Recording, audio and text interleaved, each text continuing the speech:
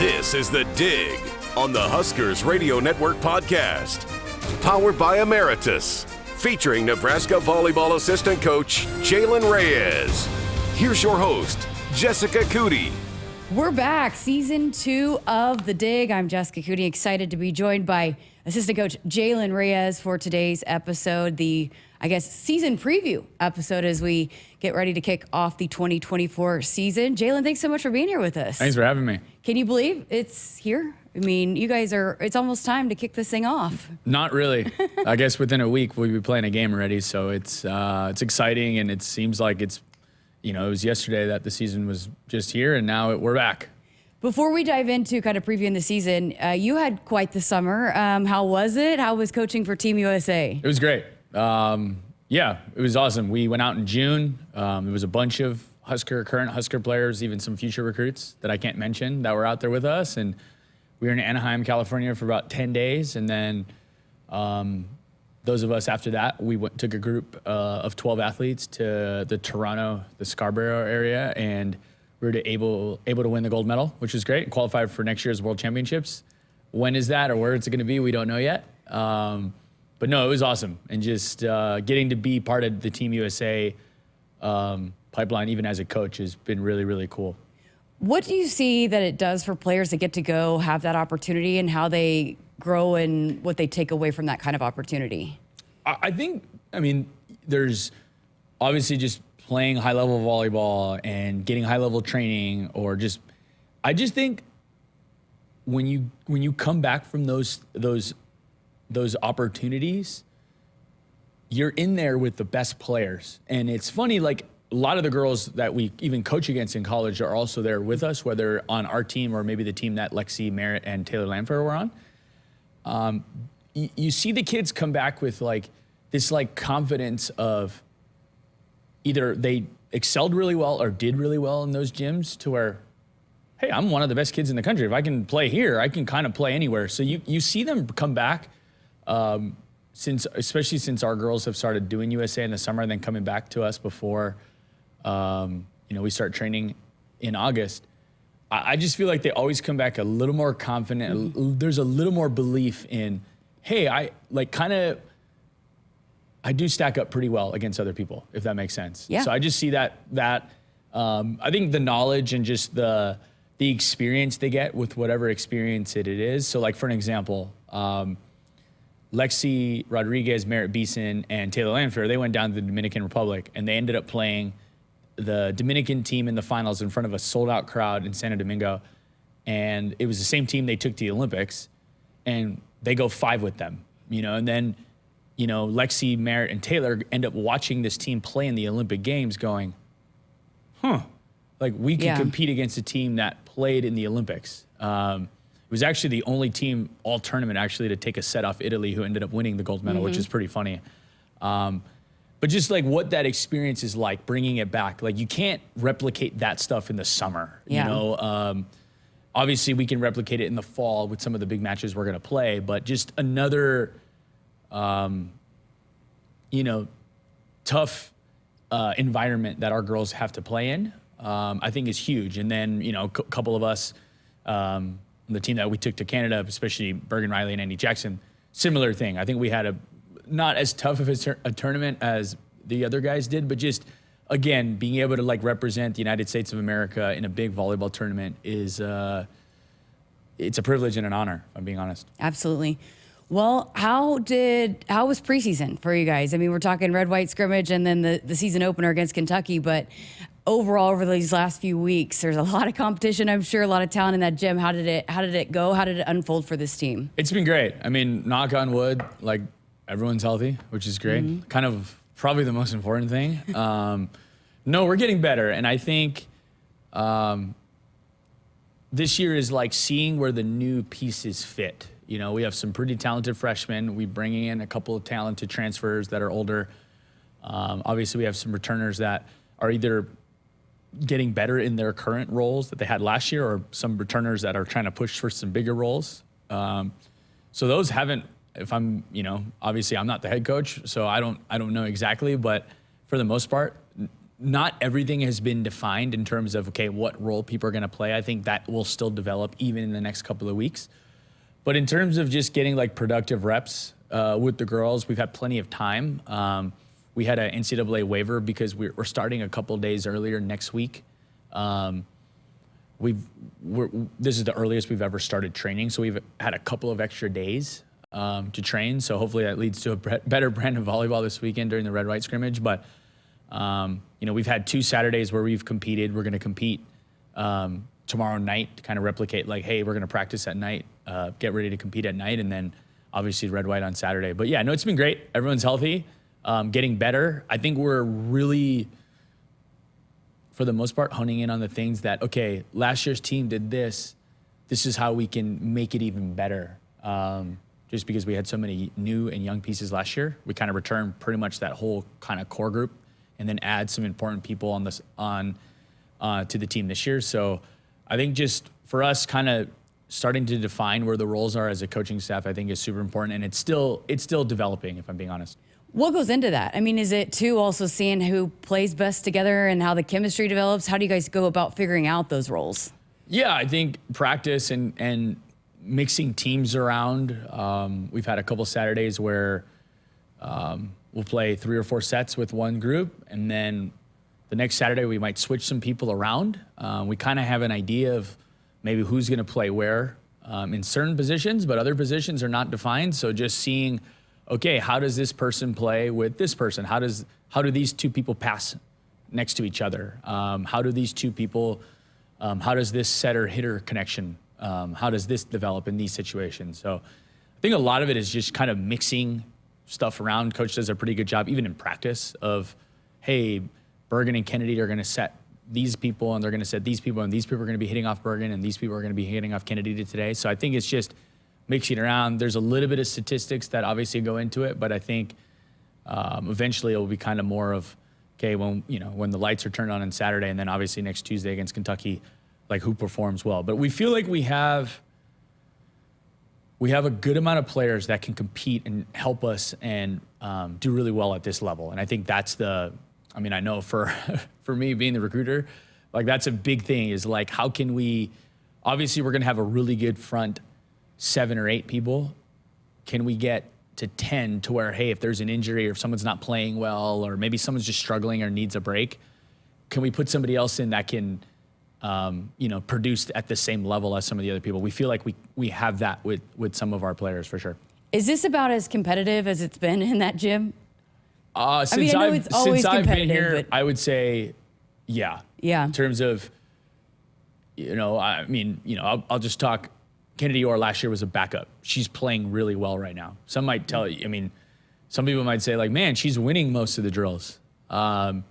This is the deepest libero room, I think. Honestly, I think college volleyball has ever seen. Wow.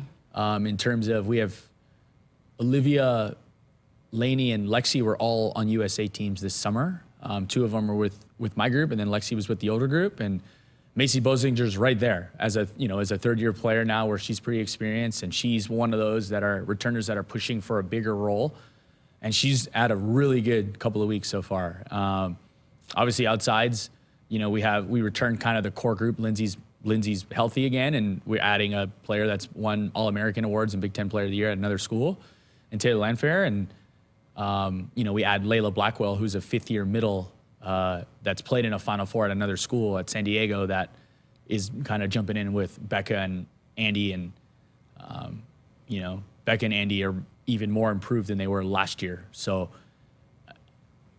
I don't know. It's hard to compare, but if you ask me a snapshot, like, this is the deepest team. And obviously the freshmen and Merritt, they're no longer a junior and freshman anymore, so they're all better than they were last year. And I would think the pieces that we've added around them are all pretty good, and we have a freshman, Skylar Pierce, who some say she's top 10 recruit in the country last year, and she's right there kind of pushing some people and doing really well in specific things. We're trying to get her to maybe make a little bit of changes with some passing and some footwork stuff, but there's days where she's the best player. So it's kind of, Yeah, I mean, I guess long story short, yeah, this is the most competitive I've seen Nebraska since I've been here. I mean, Coach might have had some when he had Sarah Pavin and Jordan was playing. I mean, it sounds like those teams are pretty talented. But since I've been here, since 2018, this is the deepest, sure, we don't have a Kelly Hunter playing or we don't have a Michaela Fecky playing, but, we have some other players in there that are really, really good. And, one through however much so the depth chart goes down, we feel like, okay, hey, we can put this player in and we can compete in the Big Ten with them. So I wanted to take today's episode and dive a little bit into the middles and talk specifically about, your 3 middles. And let's start with Rebecca Alec and going into year 3 now for her. What are some of the challenges you've presented to her and the improvements you're looking for out of her and her game? I mean, for us, it's just consistency on the offensive side of things. So I guess for Husker fans out there paying attention, just can Becca hit close to 380 to 400? And how consistent can that be? If I were to make it as simple, and I mean, fans at home can just log on to the website and check what was Becca's hitting percentage. I think for us, she's a really, really talented read blocker. So, I mean, we're improving that, but the biggest bang for Becca's buck is on the offensive side of the thing. And just how much she's getting set, which she has a little bit of control over. Is she calling the ball enough? Is she communicating to the setter? Is she up on time? Is she calling for the right route in specific situations? And then is she putting the ball away? If you put the ball away, you're going to get set. If you don't put the ball away, Bergen's probably Bergen or Kennedy are going to take the ball somewhere else. So I think the biggest thing for Becca is just, can I be consistent offensively? Last year, she had a bunch of really good nights, and then she had some nights where she was so-so. We want her to just be consistently good. And, a nice number would be kind of 380 to 400. Somewhere in there would be a great, especially if she's getting set a good amount, that'd be awesome for us if we get some that type of offensive production from her, because blocking she's one of the best blockers in the country / the Big Ten. So I'm not saying she can't make improvements there, but it's just offensively, can we improve and be consistent with that? Yeah. Okay, Andy Jackson had a heck of a freshman season. How does she build off of what she was able to do her freshman year? Andy is consistent in both blocking. She can make bigger strides in blocking, but just where her niche is like hitting the slide. So going behind the setter and hitting off 1 foot. Can she be like an aircraft carrier for us there, to where like when we're in the rotations where she's in the game, like when we need a big side out, when the entire country knows where the ball's going, can she still kill the ball?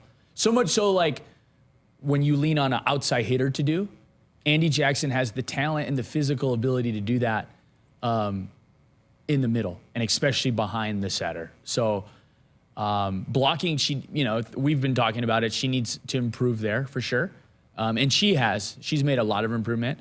But I think for Andy, it's like taking that next step to be, like, I think she can be one of the most elite middles in the world someday, especially for her age. And I think that is just her athletic ability, but just her ability to kill the slide and kill balls in general, but especially killing slides. So, she could be like another Lauren Stivrins, and then it's like how much better can she get from there? But blocking is a work in progress. Her serve is becoming a nice little weapon for her too. But I think kind of where she hangs her hat is like killing balls and killing slides. Absolutely. Layla Blackwell, one of those transfers that has a ton of experience. What has she brought to the room, and what kind of expectations do you have for her, and what role she can play? For sure, some maturity. Like it's really, Becca and Andy still, I mean, they're older now, but it's nice to bring in somebody. It's just with the team, just another old head that's been there, that's seen the ups and downs of a volleyball season. I think it's also good just to bring in somebody that's like played for different coaches, and just somebody that's like shown they've been successful when asked to be making changes. Layla's she's kind of the mix between Becca and Andy, if I'm being honest. She's a good blocker. She's a good offensive player. She's better in front of the setter than she necessarily is behind the setter, for volleyball terms. But she has a really nice arm. I think Husker fans will see her when she gets to attack the ball. Like, she can really move the volleyball left to right and around the block. That's probably her best quality. And she has a really good feel for how to play the game. And she should attack this gap in this situation, or the ball's passed over here, she should call for this set. She has a really good feel for that. And a lot of it, I think, is her upbringing and then just to her experience. So she brings a ton of experience. She can side out. She's a good blocker. She's improving her serve. And if she's watching this, I think she'll start laughing. But her serve has actually gotten really good in the last 2 weeks. So we've been kind of working there, but just, I don't know. And I think the biggest thing, and I think for all of them, and so I don't mean to only talk about Layla in this way, they're all really awesome kids to be around, and they make my job really fun. And as awesome as they are, they're all three so different in certain ways. And it also just makes my job kind of fun to okay, how do we go about, what maybe works for Andy doesn't work for Layla or vice versa. So that's the challenge. But I think, I don't know if the next question is who's going to start. I have no idea, just because right now it's so close, and they do a lot. Some of them do certain things well, and the other ones do maybe some other things well. So they kind of really complement each other really well. I more so was going to ask, you expect all three of them to be able to play a role in this program this year? Yeah, I mean, I think they've all played in Final Fours. Yeah, which is pretty rare if you can say you have 2 or 3 middles plus that have all played in the Final Four. So all three of them have. They've all been successful. They all have been successful when put into places to be successful. So that's, I think, our challenge as coaches is to make sure we put them in the right spots and certain situations to be successful. But I mean, I think, Andy has a really good gift to play M1 or the setter, the middle blocker next to the setter, because she can hit behind. She's very athletic and pretty dynamic behind the setter. And the other two are really good complementary, M2 middle blockers. But hey, I mean, right now roles haven't been etched in stone. Right. And I think I would expect all three of them to be able to contribute when their name is called. So the preseason rankings came out, Huskers #2. And again, you think about where we were in the conversations we were having a year ago when there was just so much unknown and this team was so young, to where you are now, and you come in and you have these expectations coming off the national championship match. How have they handled all those expectations? And again, just maybe adjusting a little bit even what the feel is like overall for the team going into this season compared to a year ago. Coach actually had this talk with them last night. So he just asked, do you guys feel, we're #2, we were picked to win the Big Ten.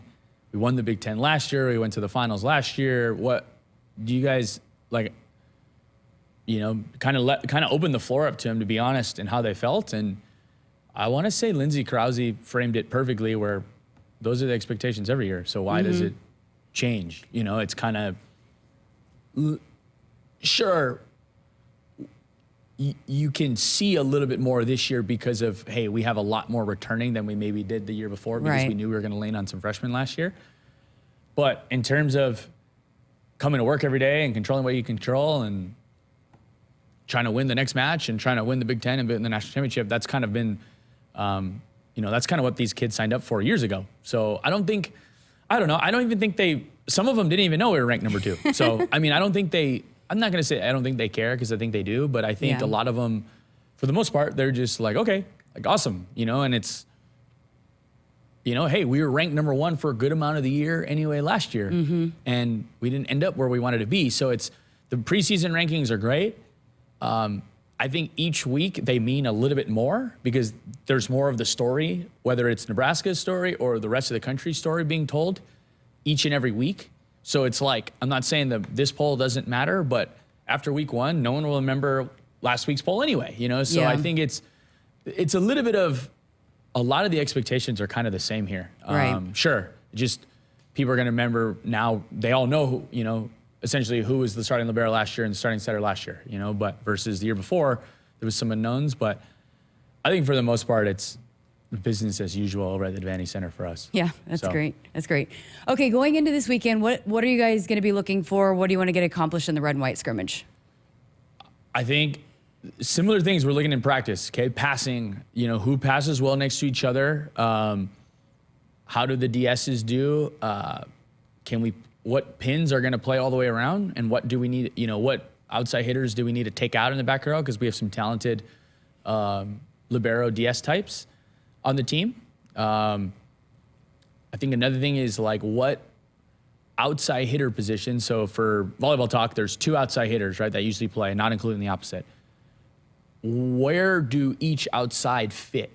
Sometimes the one that plays next to the setter and the one that plays away from the setter, they're required to do different things depending on what rotation we're in. So we're still trying to see like which one of them, and then, hey, which ones are going to play, you know? So I think there's a lot of moving parts, and this player is maybe, player A is more capable of playing 0-2 versus this player is more capable of playing 0-1, and how do they mesh? How do they play together? And then when they pass, what does our passing formations look like?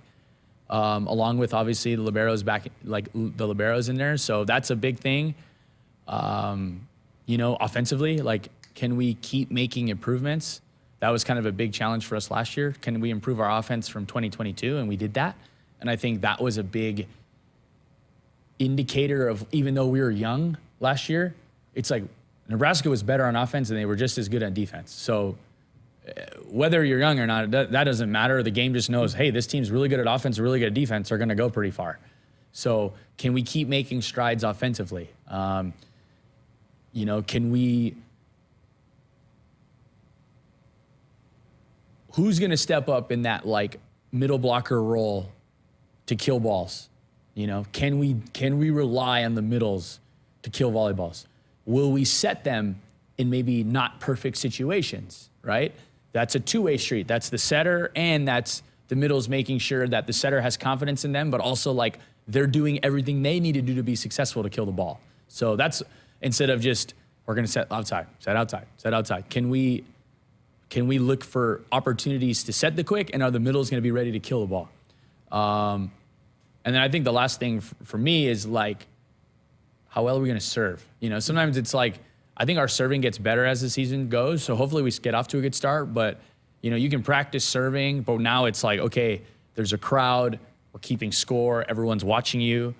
Like, how are we going to come out and serve and pass? Because at the end of the day, like, the game will be decided, and that's what happened in the finals, right? Is we didn't serve and pass very good that day, and we picked a really bad day to not do it very well, you know? So kind of this being the very next time we're all in an arena together playing volleyball, you know, how are we going to serve and pass, especially? So I think there's a lot of things, you know, in terms of individual, what are we looking for individuals this Saturday? But in terms of the big things, it's just passing formations, the outside hitter spots, which middles are going to kill balls, and then, hey, how as a team are we going to serve? I think that's one thing that coaches for sure have been stressing this week. So because of the travel schedule, we're not going to be able to have you guys on to preview the season opener at Kentucky. So I wanted to go ahead and dive into that too. Talk about opening up the season with a bang on the road against Kentucky and Louisville. What is the approach to that match? And again, you guys aren't afraid to schedule tough in the non-conference, but you know what? I'm assuming maybe some of the same things you just listed that you guys are maybe looking for in the season opener. But what's important in setting the tone there in match number one? For sure. I mean, it's a cool honor to be the first two teams playing, you know. For those that don't know, normally the college volleyball season starts that following Friday. So us, Kentucky, Wisconsin, and Louisville, we're going to just play like a one-day tournament.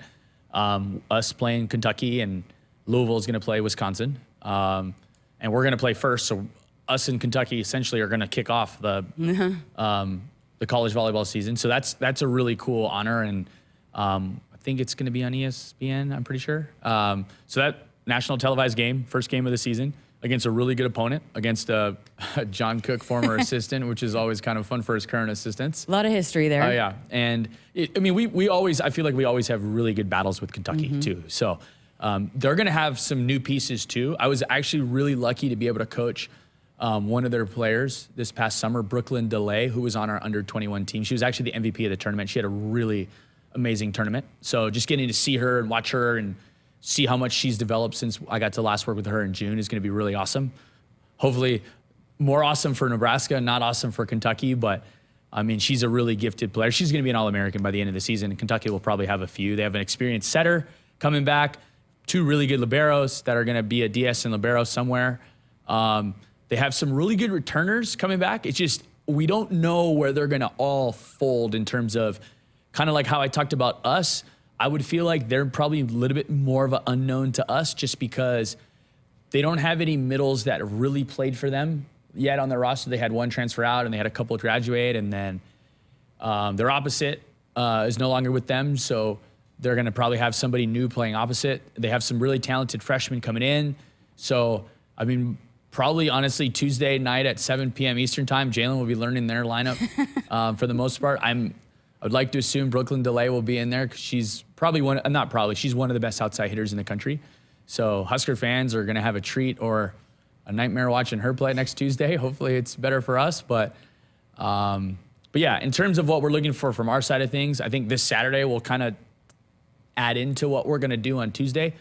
But I think a lot of the same things. Okay, serving and passing, offensively how we're doing, where are the outside hitters in terms of, okay, attacking, but also like how are they kind of factoring into the passing formations, and then, how are we going to serve? I think that's a big indicator of like how we play. Is if we serve really aggressively, then, hey, we usually kind of, set the tone of the match. If we don't, then, we start off on our heels and we kind of have to figure out ways to kind of get back on it. So I think a lot of the stuff we're going to be looking at on Sunday will probably transfer over to Tuesday. We'll just be doing it against a different team now. Think about where we were a year ago. We were about to have Volleyball Day in Nebraska and just the explosion of volleyball and women's sports. How exciting is it going into this year, just knowing, again, you just mentioned it, getting to kick things off on ESPN, but just the amount of people that are now paying attention and are invested and want to be all in on this sport. How exciting is that to go into this season knowing what was set, what kind of standard was set last year? Right. No, it's pretty awesome. I mean, we knew it was going to be big, but just the amount of coverage that I feel like the sport's getting. I think the Olympics were very well viewed, whether it was beach or indoor, men or women. I think that helped. Getting to kick off a college volleyball season that we'll see. I mean, we're going to play a game on NBC this year. Like, that's pretty awesome. We're going to have I don't even know the number. You probably know the number in terms of nationally televised games. The finals are going to be again on ABC, so hopefully we can be in that again. I think we play a game on ABC, a couple of them on ABC, and obviously throughout the ESPN networks. And then obviously the Big Ten Network does a really good job too. So a lot of our games are televised. A lot of games in general are televised, which I think is awesome for the sport. So many other teams are doing, different events too, whether we're there or not. I mean, the AVCA is doing that with us.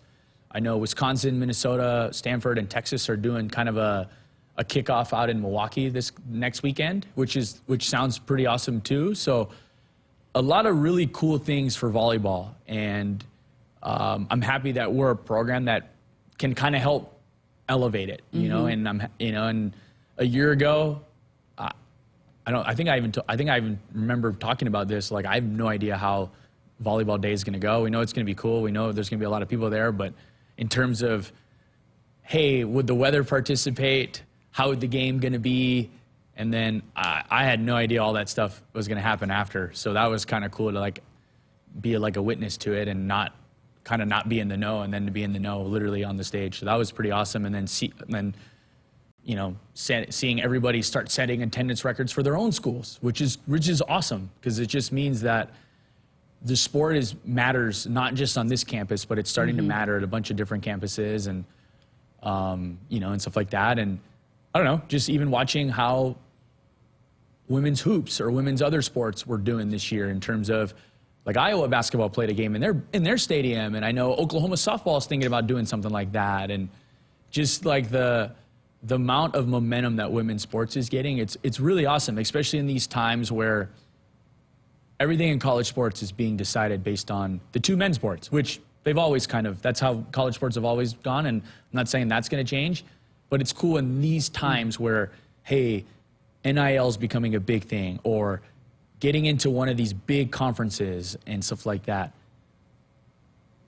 There's still room for the growth of female athletics, which I think is really, really awesome.